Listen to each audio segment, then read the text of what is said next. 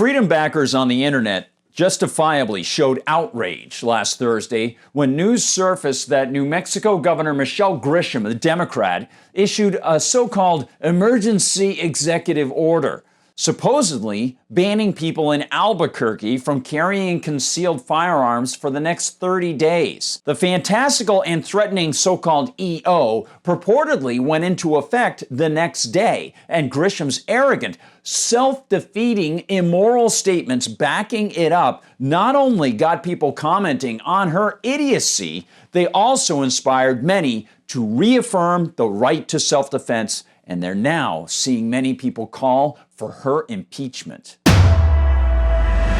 Hi everyone, I'm Gardner Goldsmith for MRC-TV. You know, at her press conference, Governor Grisham claimed that her so-called executive order, an incredible transgression of fundamental human rights, was somehow justified as a response to the shooting deaths in the Albuquerque area of a 13-year-old girl on July 28th, a 5-year-old girl on August 14th, and an 11-year-old boy on September 6th.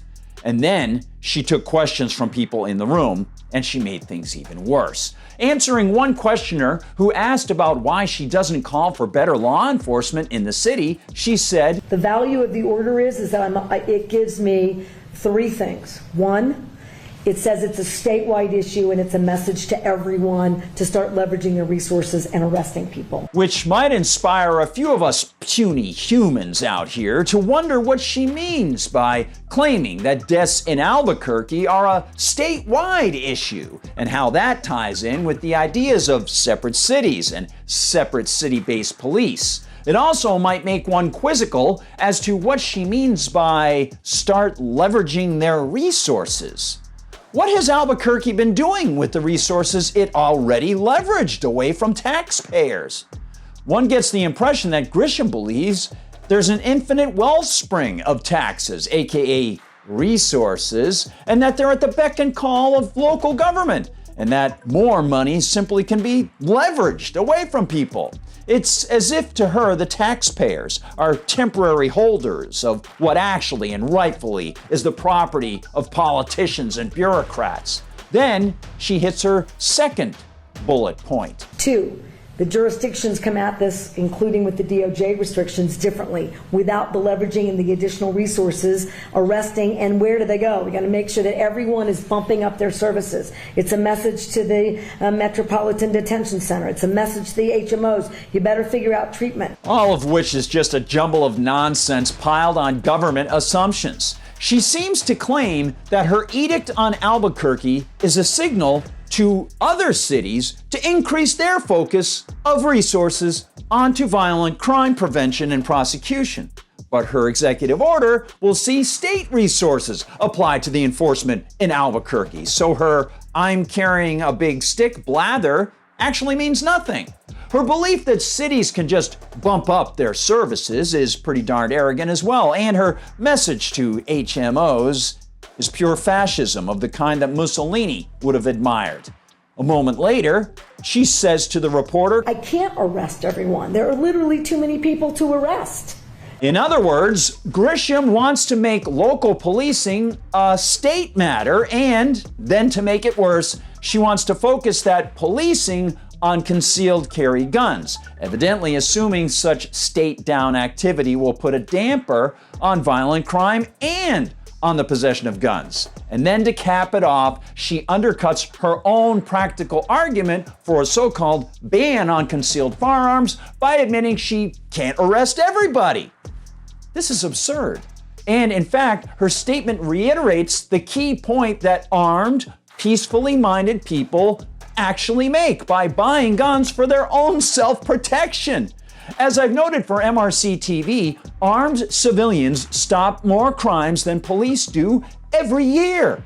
It's just a matter of physics and numbers. Police can't be everywhere and usually arrive after a real first responder, an on-hand civilian, takes action. And of course, anyone who's looked at the tragic Prohibition era can observe that Prohibition doesn't work when something is in demand. It merely eliminates above-board, honest ways to resolve disputes, increasing the value of handling threats via violence rather than courts and civil proceedings.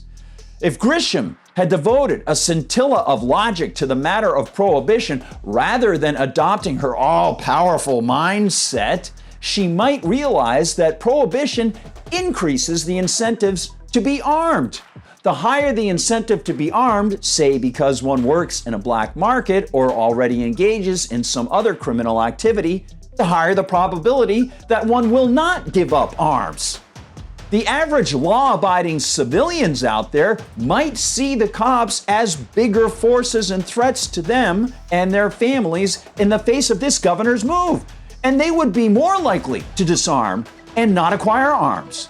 But the criminally minded people won't disarm, and now can operate with the awareness that there will be fewer armed targets out there, i.e., more disarmed targets, meaning that this threat by the governor not only is immoral and flagrantly unconstitutional, it will put peacefully minded people at greater risk from criminals who will not give up their arms. And that's just the practical logic that shreds this woman's insane edict. The Second Amendment to the U.S. Constitution also is clear that the right to keep and bear arms shall not be infringed by any level of government.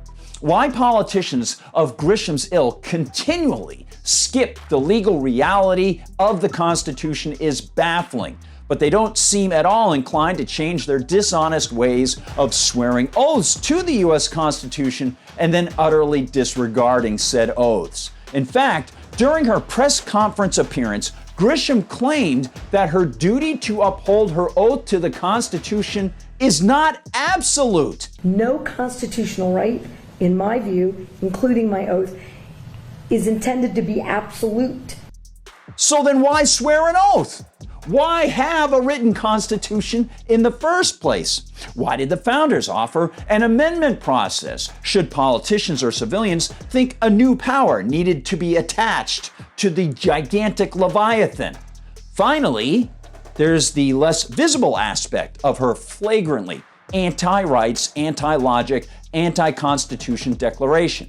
That is the fact that Grisham predicated her so-called executive order on gun-related violence being what she called a health emergency. Well, not only is gun-related violence not anything of the sort, even if it were a health emergency, there's nothing in the founding era U.S. philosophy that embraces the idea of government handling a health emergency. Thankfully, New Mexico State Representative John Block, a Republican, has called for Grisham's impeachment, and Benilio County Sheriff John Allen is standing up against her, claiming the order is unconstitutional and unenforceable. Grisham's move has focused so much justified opprobrium that Kentucky Congressman Thomas Massey, a Republican, tweeted this, quote, "The right to keep and bear arms is enshrined in our Constitution precisely because this governor thinks all of your rights are subservient to her lust for control. There is no obligation to comply with illegal orders." Critics are justified to be outraged on every level, constitutional and especially moral. And I hope that people will not drop this story. Thanks for watching, everyone. Please spread the word about these videos. Find us on Rumble, where they don't censor us and freedom of speech is intact. You can also find us on YouTube. And if you do, please hit the like buttons on either one of those channels and make sure you're subscribed. Share these videos far and wide, especially with young people who might be interested in these principles. And do find us at MRCTV.org. That's MRCTV.org. While you're there, visit the store, get some MRC swag, as they say, and please consider contributing to the Media Research Center. You can also find us on Instagram, on TikTok, in Facebook, very busy there, and of course on Twitter. If you want to find me on Gab, I'm at Gardner Goldsmith on Gab, and if you want to find me on Twitter, I'm at Gard Goldsmith. For MRC TV, I'm Gardner Goldsmith.